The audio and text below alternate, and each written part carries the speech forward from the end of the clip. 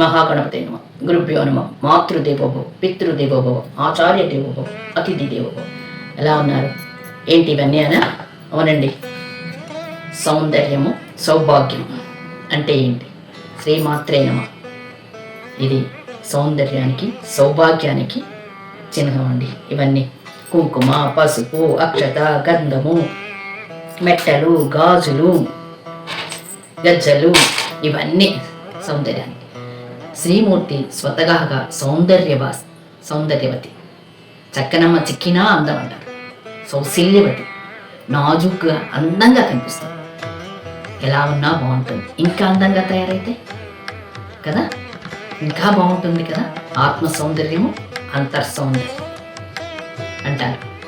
మనం మనసులో ఎలాంటి భావన ఉందో, మన మనసు ఎంత అందంగా ఉందో మన మొహం చూస్తే తెలిసిపోతుందండి. చక్కగా నవ్వుతూ కదా.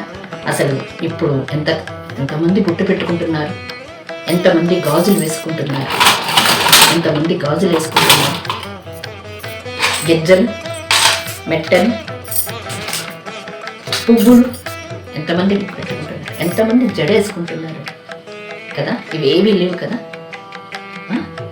మనల్ని మనం మర్చిపోయాం కదా. మనం భారతీయులమని, మన హిందువులమని మనల్ని మనం మర్చిపోయాం. మన ఒరిజినాలిటీని పోయి చక్కగా పొద్దున్నే లేచి స్నానం చేశాక పసుపు రాసుకుని ఇంత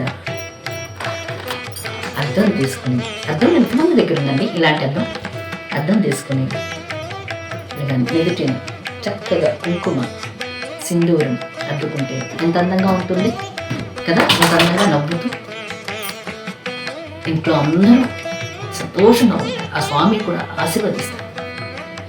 చక్కగా తలకి పువ్వు ముడుచుకుంటే జడేసుకుని చక్కగా ముడుకుంటే ఎంత అందంగా ఉంటుంది. చేతికి గాజులు వేసుకుని, ఎర్రటి గాజులు, ఇలా గాజులు వేసుకోవాలి. ఎంత నిండుగా ఉంటుంది. ఎప్పుడైనా అలంకరించుకున్నాం వల్ల పెళ్ళి ఒకరోజు అంతే. అది ఫోటోషూట్ కోసం. అది ఎవరో బ్యూటీ పార్లర్ వాళ్ళు వచ్చి మనల్ని అలంకరించిపోతారు. పేర్లు కూడా మనకు తెలియదు కదా. ఏంటి ఆ ఫోటో, మళ్ళీ ఆ ఫోటో చూడండి.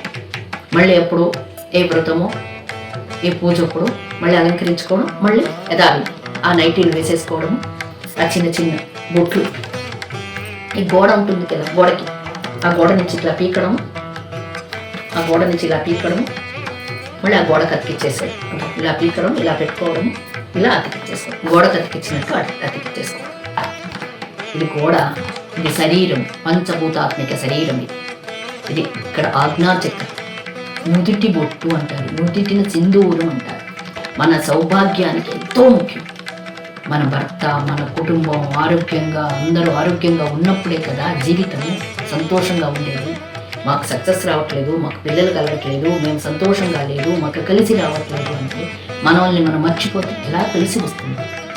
భార్యాభర్తల అనుబంధం లేదు, విడాకులు అవుతుంది, రోజు రోజుకి పెరిగిపోతుందంటే ఎందుకు పెరగదు? ముందు ఇంట్లో పెద్దవాళ్ళు చక్కగా ముందుగా చీర కట్టుకొని, ఆ నైటీలు లేకుండా చీర కట్టుకుని, చేతుల నిండా గాజులు వేసుకుని, చక్కటి బొట్టు పెట్టుకొని, పసుపు ఎన్ని రోజు వారానికి ఒక్కసారి తలంటి పోసుకుని, మా మంగళవారం అయినా తలంటి పోసుకుని పసుపు రాసుకొని మంగళసూత్రం కదా కళ్ళకు అద్దుకుంటే భర్త గౌరవించినట్టు కదా. మనల్ని వచ్చేసి మన పిల్లలు నేర్చుకుంటారు కదా, ఎందుకమ్మా అలా చేస్తాం? అప్పుడు అడుగుతారు పిల్లలు. అప్పుడు మన పిల్లలు భర్తని గౌరవించినప్పుడే, ఇతరులను గౌరవించినప్పుడే మనల్ని గౌరవిస్తారండి.